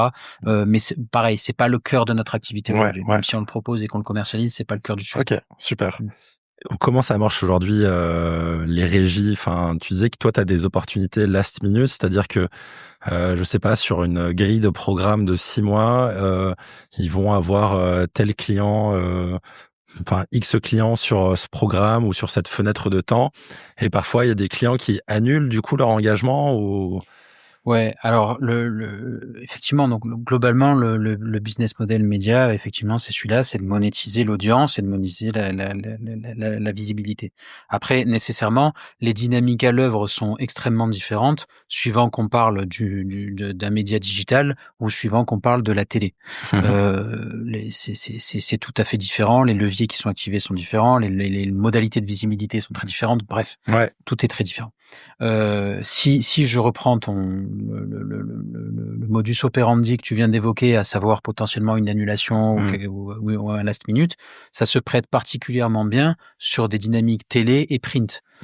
Quand on est en télé, je sais pas, je dis n'importe quoi, il y a un match de l'équipe de France, il y a potentiellement un ou deux parrains qui vont parrainer ce match de l'équipe de France. Une fois que le match est passé, il y a plus de sujet. En digital, à la limite, on peut jouer, publier la semaine d'après. En vrai, là, il y a un peu plus de fluctuation et de liberté possible, ce qui est pas le cas ni en télé, donc, ni en print. En print, quand on a, je sais pas, le challenge, puisqu'on parlait de cette marque, challenge édition spéciale, école de commerce, un truc qui marche hyper bien, ou les 500 fortunes, ou je sais pas quoi. Quand le train est passé, le train il est passé. Et donc effectivement, sur ces dynamiques last minute, c'est surtout en print et en télé qu'on bosse sur ce format, où on arrive en dernier ressort, c'est-à-dire très peu de temps avant la date de publication ou la date de diffusion, si on parle de télé, soit qu'on ait un annonceur qui finalement se positionnera pas, soit qu'on ait une place qui reste vacante alors qu'elle ne devrait pas l'être et qui n'a pas été commercialisée par la régie. Donc là, moi, je la récupère, je l'achète et après je la revends. Et lui, la régie, elle pense à toi, quoi, parce que c'est un peu comme quand une marque, je sais pas, je vais citer une marque par hasard, Ralph Lauren produit trop de vêtements, où elle a beaucoup de vêtements, elle a écoulé 90% de son stock. Elle va aller sur vente privée ou du déstockage pour vendre les stocks qui lui restent et ne pas les jeter à... Exactement. Et donc là, nous, on est le partenaire de confiance des régies et on joue à un jeu tripartite où tout le monde est gagnant. C'est-à-dire que moi, je récupère un prix de marché qui est très très bas avec des accords cadres qui me permettent de toucher très très bas. L'annonceur, même en superposant ma marge par-dessus, l'annonceur va récupérer à un prix très très bas et qui restera éminemment plus bas que s'il était passé par la régie hors dynamique last minute, et in fine, la régie elle-même est gagnante puisqu'elle va réussir à commercialiser quelque chose que sans moi, elle n'aurait jamais réussi à commercialiser. Donc tout le monde gagne. La recette d'un bon business, quoi, finalement. La recette d'un business qui marche bien. Ok, super. Effectivement, le business lui-même, la structuration du business fait que c'est un jeu win-win-win où tout le monde gagne et c'est pas mal de ce point de vue-là. Et on parlait en tout début d'épisode que t'as eu une croissance assez dingue. Enfin, en 3 ans, tu me dis, enfin, au total, sur toutes les entreprises, vous êtes 60. 50 au total sur toutes les entreprises et on est une quarantaine sur Mediastart. Ouais, 30-40 sur Mediastart. Ok. Et donc passer de 0 à 40 salariés en aussi peu de temps, enfin c'est de l'hypercroissance. Ouais. Comment est-ce que c'est grâce à ce modèle tripartite win-win-win que dès les tout débuts ça a très bien marché, donc tu es rentable et donc tu peux engager. Là, c'est plus t'as de clients, plus tu. Ouais. Quelle était un peu la recette de l'hypercroissance? La recette de l'hypercroissance, c'est que déjà, moi, je pense que tu as compris un peu le profil d'entrepreneur que je suis. Moi, ce que je gagne, je le remets tout de suite. Ouais. Et donc, c'est ce qui fait que ça marche d'ailleurs, je pense. Tu réinvestis toute ta marge. Immédiatement. Ouais. Et donc, tous les gains qu'on avait pu faire sur DigiCertif, via jeu de holding, de machin, enfin bref, ont permis de financer le début de Mediastart. Okay. Et donc immédiatement, donc déjà on est allé beaucoup plus vite que sur DigiCertif parce qu'on avait de l'argent, parce qu'on avait un savoir-faire, et cette croissance ultra rapide, elle s'est fait surtout par une vision et une volonté d'aller très très vite dès le début. Le premier CDI, c'était une DRH. Ok. Voilà. Ah ouais. Parce que, donc ça veut dire que dès le début, t'as l'ambition de scaler rapidement. Tout de suite. Là, on savait, on avait compris la musique. J'avais compris mes limites sur le marché de la formation professionnelle. J'avais compris très vite aussi la profondeur du marché des médias et du marché des TPE-PME. Et donc, première recrue, c'était une DRH. Il fallait foncer et y aller quand même bon. Ok, génial. Justement, en termes de financement, sur DigiCertif, tu t'es payé dès le départ. Là, sur Mediastart, est-ce que ton client te paye avant que tu dois payer la régie? Enfin, t'as pas de problème de ce qu'on appelle le BFR. Par exemple, dans une épicerie, le BFR, c'est je dois acheter mes fruits et légumes. Ouais. Je dois avancer le stock et après, je me fais payer. C'est souvent le cas, hein, ceci dit.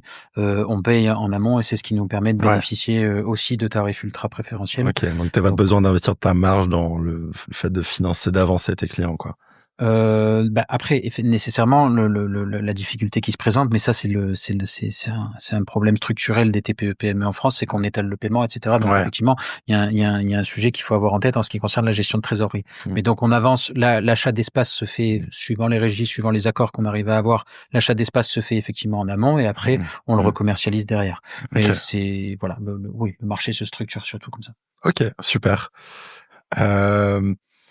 Pour ceux qui nous écoutent, c'est à partir de combien de, sans demander de chiffre d'affaires, mais à partir de combien de chiffre d'affaires en gros en tant que TPE, PME, on peut songer à recruter son premier salarié? Enfin, c'est quoi un peu le milestone? Y a pas de règle? Ah non, moi quand on a recruté le premier CDI, là on avait vraiment pas grand-chose. Hein. Ok, ok. Non, on avait. Tu investissais dans le futur, quoi. Ouais, non, parce que je pense que là aussi, je pense que la qualité d'un entrepreneur, elle se juge à plusieurs prismes. À titre personnel, je la juge surtout à la vision que l'entrepreneur a de sa boîte et à sa capacité d'exécution. Dès lors qu'on sait où on va, et ce qui était le cas pour Mediastart, moi je savais où je voulais aller, j'avais compris le modèle financier, il y avait pas de raison d'attendre beaucoup plus en réalité. Dès qu'on avait les fonds, ça permettait d'aller plus vite. Donc nécessairement on sort de la trésor, on se met peut-être dans la merde, si je peux parler comme ça, mais en attendant c'est autant de temps gagné. Et bon, comme chacun sait, le temps dans le business, c'est important. Ok, trop bien. Mais t'étais confiant dans la recette, quoi. Ok, super. Et donc tu parlais de vision. Vous aviez une vision dès le départ avec ton associé. Aujourd'hui, c'est quoi un peu ta vision pour Mediastart sur, on va dire, peut-être 2030? Où est-ce que tu as envie de l'emmener d'ici les 5 prochaines années? Gagner des parts de marché ou voir un peu au-delà de ça?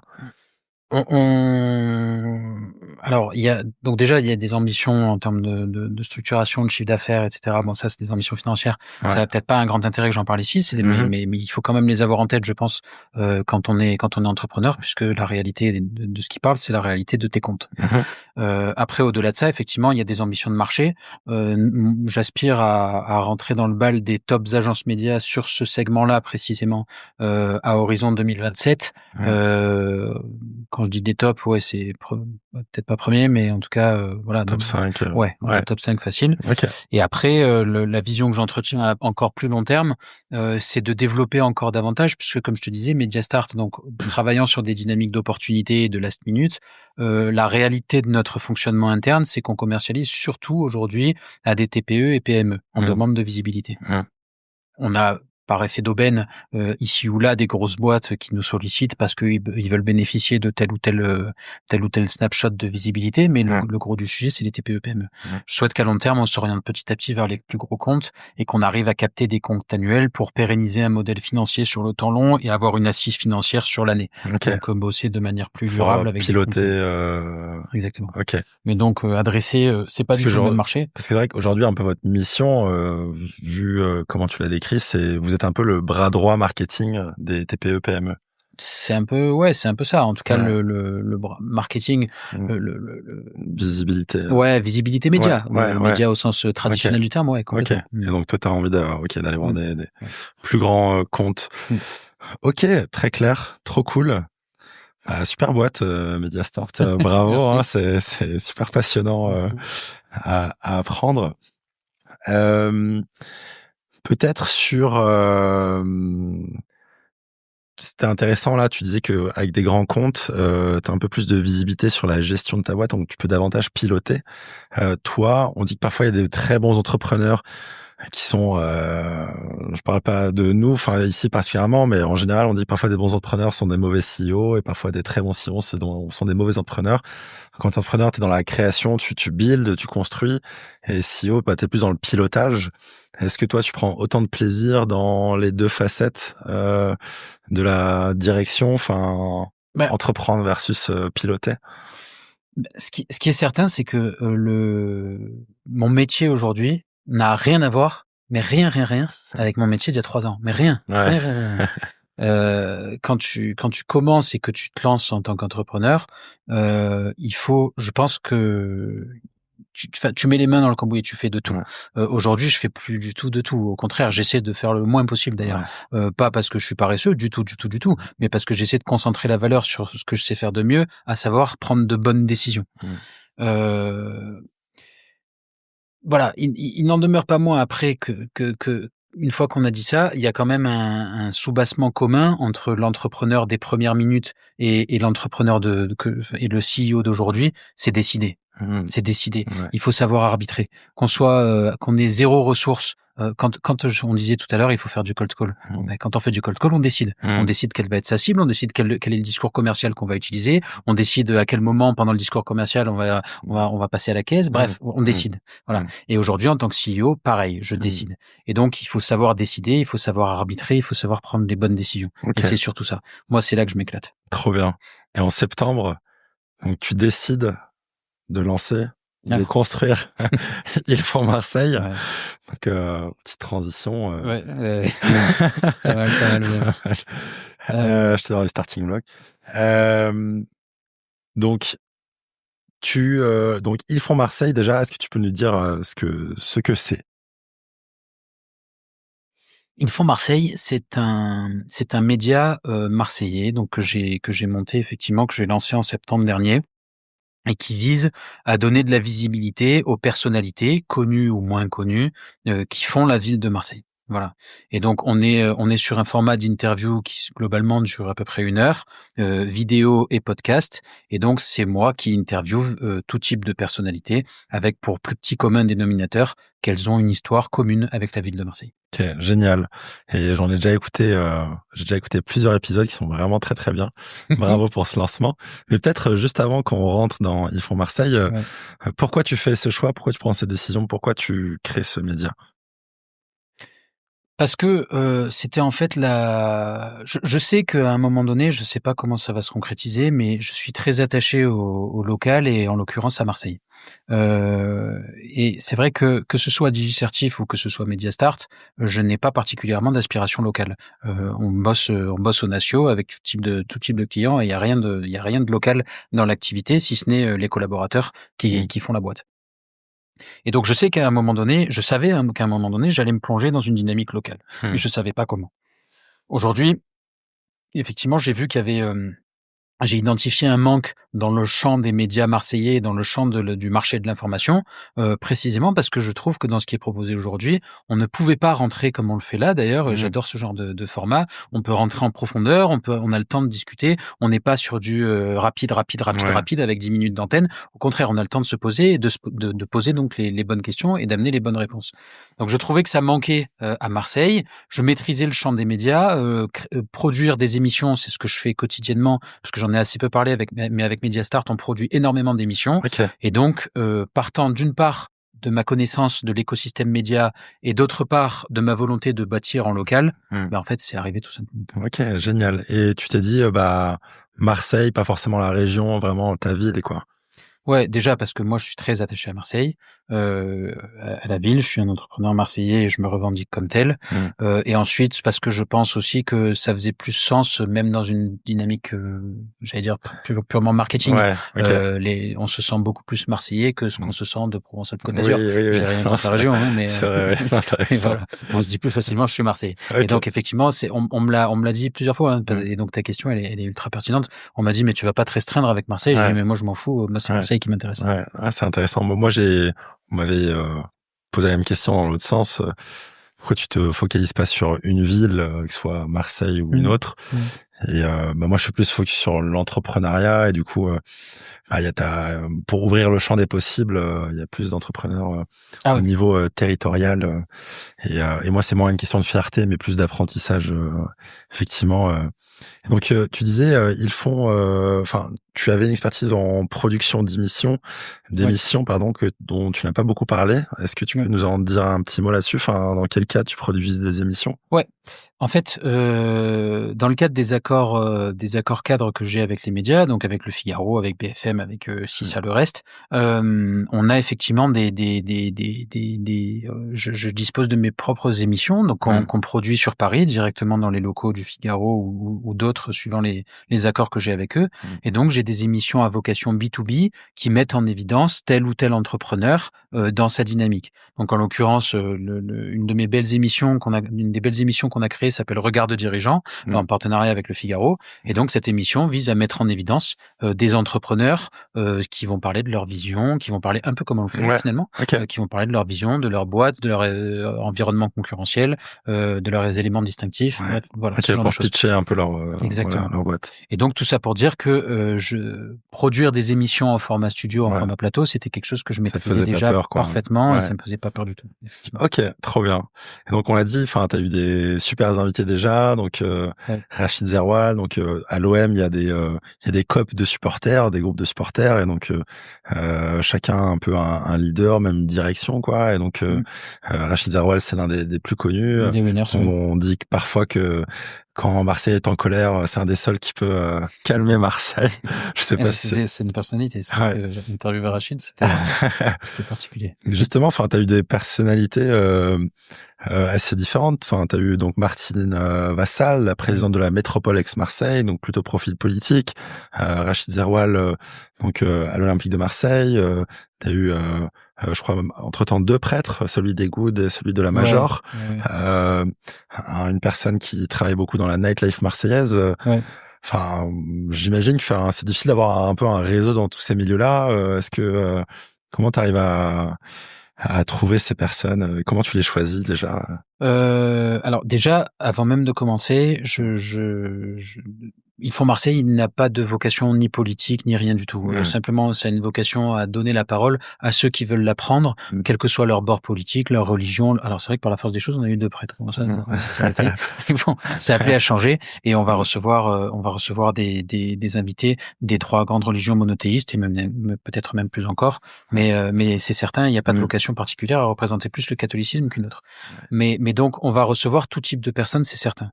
Après, en fait, j'ai été très, très surpris de voir à quel point l'aspect média en est largement aidé. Donc, bon, effectivement, j'avais mon réseau sur place qui m'a aidé pour les premiers invités. Il y avait un certain nombre de personnes que je connaissais déjà et qui étaient prêtes à passer et qui l'ont fait. Et ça m'a. T'as eu un ancien dirigeant de l'OM aussi, je crois, non? Jean-Pierre Bernès, ouais. Voilà, Ouais, okay, super. Bernès. Ouais, on a fait une super émission d'ailleurs. Donc j'avais déjà mon réseau, mais effectivement après, je crois que la manière dont les personnalités que je contacte ont réceptionné mes invitations prouve à quel point il y avait un besoin, je pense, de s'exprimer, clairement. Ouais, clairement, parce que ce format-là. Permet de donner vraiment une coloration sur une coloration, en tout cas une idée globale sur la personne que t'es. Et on a assez peu l'occasion de s'exposer pendant 1 heure en parlant de tout, de rien, et des sujets qui nous sont chers. Et donc précisément, je pense que il y avait un besoin autant des auditeurs des Marseillais que de la part de ces personnes-là que j'ai interviewées, et d'autres encore, pour pouvoir discuter et échanger de tous les sujets. Et aujourd'hui, effectivement, on a un line-up, ou je sais pas comment dire, enfin un casting qui est très très varié. On va continuer. Là, la semaine dernière, j'ai reçu Mohamed Ben Medour, qui est éducateur dans les quartiers nord. J'ai Samia Gali qui va venir, Stéphane Ravier. Samia Gali, tu peux le décrire ce qu'ils font du coup? Samia Gali. Homme politique, donc en l'occurrence qui est plutôt à gauche, Samia Gali. Stéphane Ravier qui lui est plutôt à droite. Mais au-delà de ça, on a l'imam de la mosquée des Bleuets qui doit venir aussi. Enfin, bref, c'est ultra divers. La semaine dernière, j'ai reçu le fondateur de la Maison du Tarot de Marseille. Bref, on reçoit qui veut. Comme je te disais tout à l'heure, avec pour seul élément structurant une histoire commune avec la ville de Marseille. Ouais, et voilà un impact sur Marseille un peu avec de quelques façons que ça soit. Ok, génial. Moi j'en ai, comme dit, écouté 2 épisodes déjà et j'adore. Enfin, super format. T'es très bon intervieweur. Je sais pas comment ça te fait du coup d'être de l'autre côté aujourd'hui. Recevant ce compliment de la part d'un maître en la matière, je suis particulièrement touché. Mais du coup, ils font Marseille. Pour ceux qui nous écoutent, enfin, là on a parlé du concept des invités, mais en termes, on parlait de performance avant dans tes autres boîtes. Enfin, là aussi, tu es super performant. Donc le premier épisode, là, cet épisode va sortir début décembre. Donc Ils font Marseille est sorti mi-novembre ou début novembre. 19 octobre, on lance le premier. Voilà, 19 octobre. Donc voilà, ça fait Et aujourd'hui, je crois qu'en 4 semaines, t'es déjà à plus de 3000 abonnés sur la chaîne YouTube. On a capitalisé 200 000 vues sur nos vidéos longues sur YouTube, pour 3000 abonnés sur YouTube, 4000 abonnés sur Instagram et 3000 abonnés sur TikTok. Ouais, pour ceux qui connaissent pas l'univers, c'est assez énorme aussi rapidement d'avoir autant de vues aussi rapidement. La moyenne des podcasts, on va dire, le top 10 français, après il y a plusieurs catégories, business, lifestyle, etc. Mais fait, on va dire, entre 50 000 et 200 000 écoutes par mois. Donc faire 200 000, plus de 250 000 écoutes ou vues dès le premier mois, c'est très très fort. Donc bravo. Merci. Et du coup maintenant, comment t'as fait? Eh bien. Donc t'as une équipe déjà, Ouais. Alors j'ai effectivement ce projet, je le mène pas seul. Même si je remarque dans les commentaires que les gens ont l'impression que je suis au four et au moulin en me disant tu. Alors non mais les gars, on est une équipe. Je suis pas du tout seul dans ce truc-là. Donc oui, effectivement, j'ai une équipe qui bosse avec moi. Sans quoi je serais en incapacité totale de faire tout ce qu'on a fait. Je profite d'ailleurs de la tribune qui m'est offerte ici pour les féliciter parce qu'on fait un super boulot et on est en train de former une super équipe avec tous ces gars qui bossent avec moi. Et donc la recette, je crois qu'il y en a enfin, il y en a Il y pas. a pas. Je crois que je crois en fait on a un effet conjugué de ce besoin de la part des Marseillais de mieux connaître toutes ces personnalités. Voilà, on a eu plein de messages qui nous disaient merci beaucoup, notamment sur Rachid que tu évoquais tout à l'heure. Merci beaucoup, ça nous permet de le voir sous un nouvel œil. Pareil concernant Jean-Pierre Bernès qui s'était pas exprimé depuis longtemps, etc. Donc je pense qu'il y avait un vrai besoin qui a été comblé avec cette émission et c'est ce qui fait qu'on a de super bons résultats. Et après toujours pareil, mais moi je suis, comme tu l'as compris, je suis un entrepreneur qui de ce point de vue-là ne se cache pas derrière son petit doigt. On bosse énormément. On fait 2 émissions par semaine. Moi j'ai découvert le métier il y a 1 mois, je me rôde encore. Je veux dire, on y va vraiment comme des bourrins. Et c'est ce qui fait que ça marche aussi. Trop bien. On travaille beaucoup et on arrive à switcher très vite. Ouais. Et je pense qu'encore une fois, tu as trouvé tu réponds à un besoin qui est win-win pour tout le monde. Enfin, avec Mediastar, c'était gagnant pour les régies, gagnant pour toi, gagnant pour tes clients. Aujourd'hui, Ils font Marseille, c'est gagnant pour tes auditeurs, gagnant pour toi parce que c'est super cool de rencontrer toutes ces personnalités et gagnant pour les personnalités qui ont un format sur le temps long, sans filtre, où ils peuvent échanger sans contrainte de temps et sans que ce soit coupé ou monté à leur insu, quoi. Exactement. Donc ça c'est génial. Et donc la croissance, du coup, elle se fait organiquement.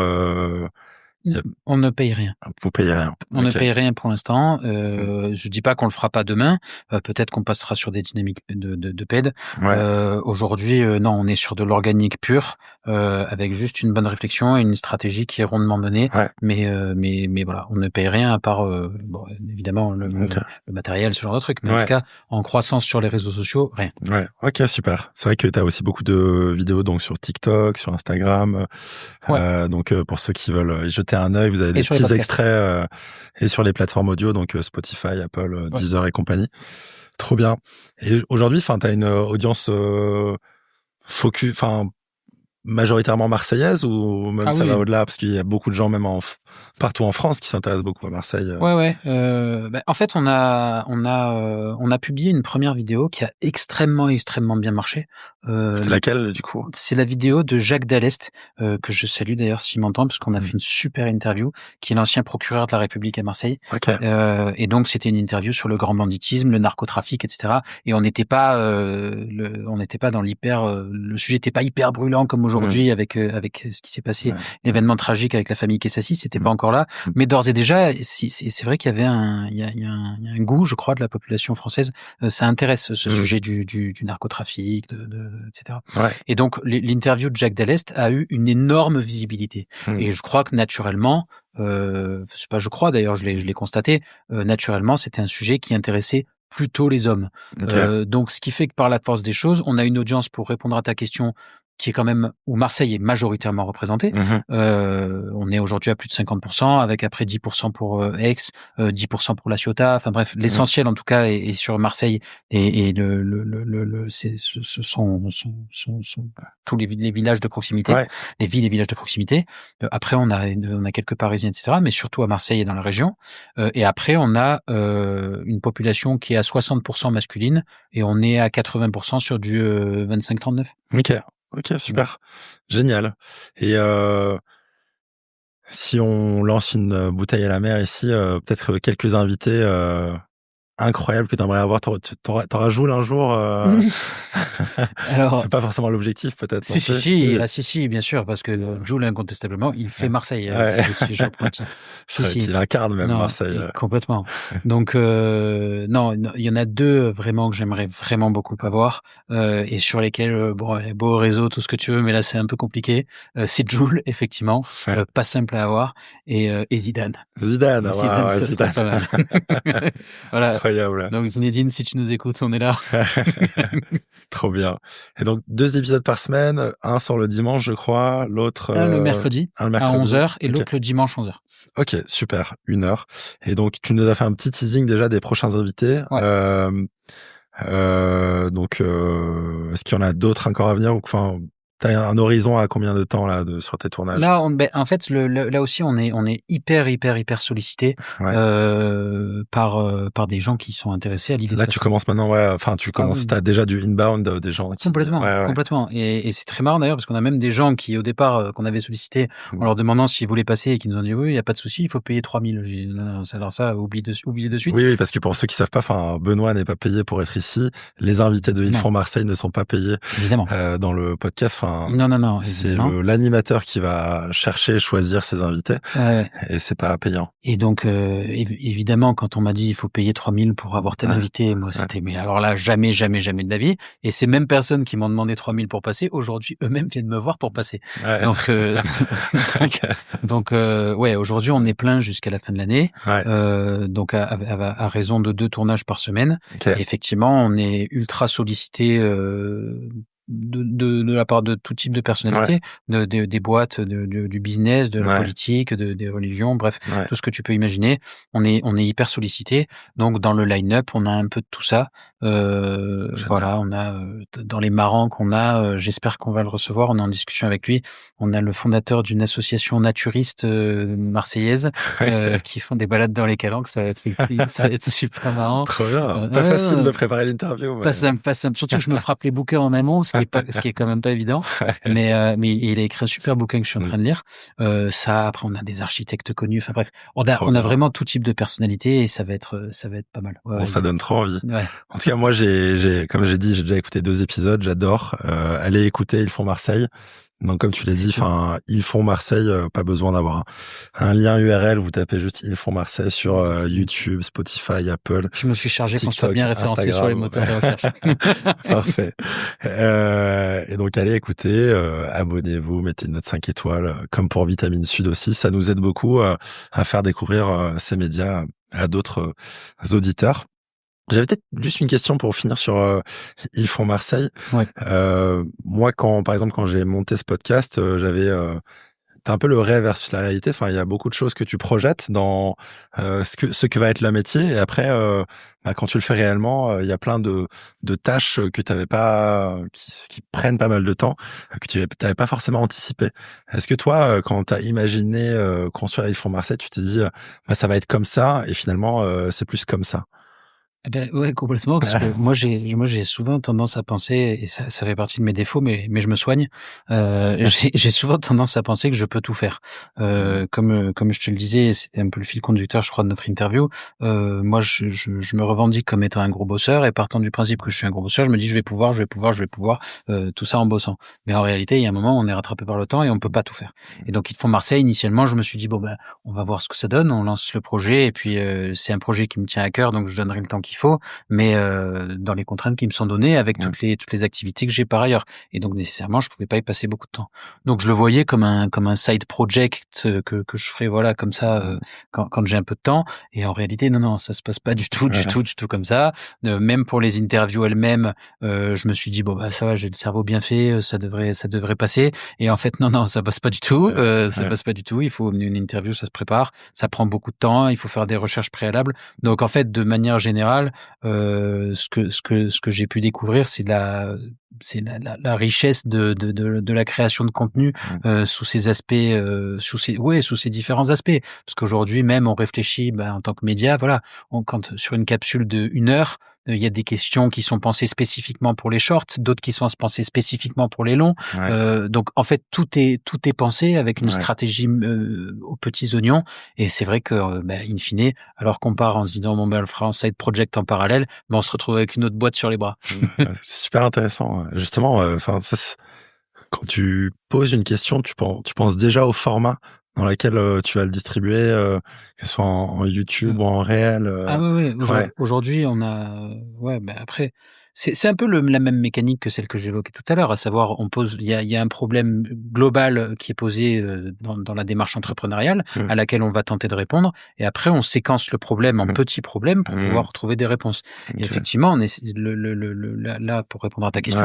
Oui, moi dans la manière dont je prépare les interviews, j'ai des interviews qui sont faites pour les longs, pour une frange de la population donnée d'ailleurs, et d'autres pour une autre frange de la population, et j'ai des questions qui sont faites que pour les shorts, que pour les shorts, super intéressant, avec une préparation préparation qui est différente, la profondeur de la question est pas la même. Il faut qu'elle soit beaucoup plus courte nécessairement, qu'elle puisse être que la cutée réponse beaucoup. soit plus Voilà. courte. Bon, bref. Donc oui, Ok. exactement. Génial. Bon, bah, trop cool. Et aujourd'hui, de quoi est-ce que tu es, t'as eu plein d'aventures là, qui sont pour la plupart toutes en cours. De quoi est-ce que tu es le plus fier aujourd'hui? Moi, ce dont je suis le plus fier, c'est incontestablement de mes collaborateurs. Parce que je recrute des gars, parfois où je me dis putain, lui ça va être dur. Euh, mais je me dis il y a quand même un truc. On va y aller parce que je sens qu'il y a un truc derrière ce mec. Et je recrute des gars parfois où je suis pas du tout sûr de mon coup. J'y vais à l'instinct, comme je te disais tout à l'heure. Il y a quand même une part d'intuition qu'il faut savoir suivre dans le business. Et quand je les vois aujourd'hui, notamment sur des postes de commerciaux, où je pense que, en fait, pour être un bon commercial, il faut d'abord être humble, écouter et savoir apprendre. Et donc, au départ, on sait rien. On a l'impression, ouais, être commercial, c'est le bagou, savoir parler. Non, pas du tout. Être commercial, c'est de la méthode. C'est de la méthode. On apprend et on apprend. Et puis c'est tout. Et donc, je commence avec des gars qui, effectivement, je me dis, ça va être compliqué. Et quand je les vois après se régaler à enchaîner les ventes et à être ultra performants, fiers d'eux, se sortir de super salaires, parce que c'est ça aussi la réalité du métier de commercial, ça m'éclate. Ça m'éclate. Vraiment. Tu les vois grandir avec toi. Ah ouais, ça j'adore. Trop bien, trop bien. Génial, super. Et ensuite, on est sur la fin de l'épisode. On a une audience très entrepreneuriale. T'as donné déjà beaucoup de conseils, de perspectives sur ta manière de réfléchir. Aujourd'hui, je sais pas si ta future fille ou ton futur fils venait entreprendre. Qu'est-ce que tu lui donnerais comme conseil?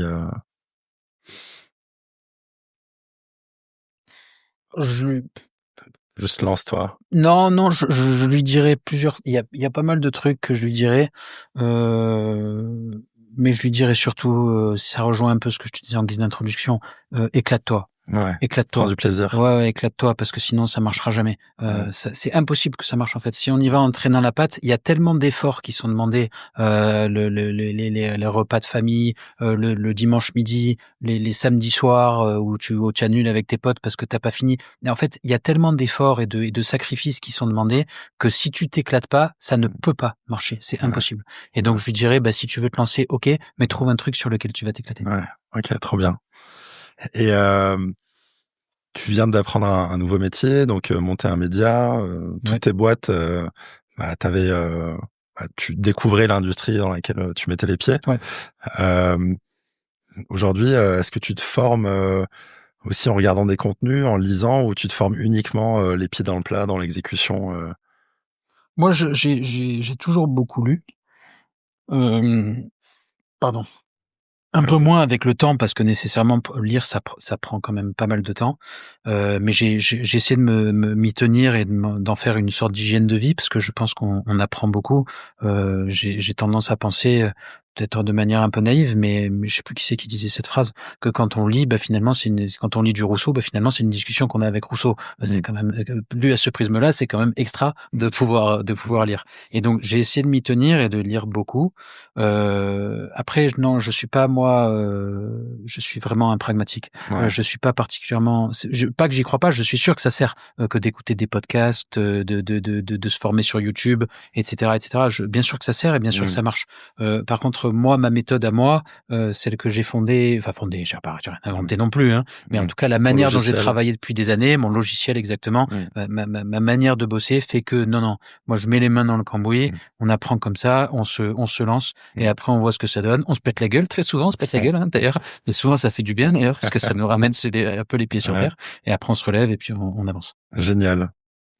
J'ai 2 dernières questions. La première, ce serait si aujourd'hui, c'est une question hypothétique, si aujourd'hui je te donne un chèque de 5 millions,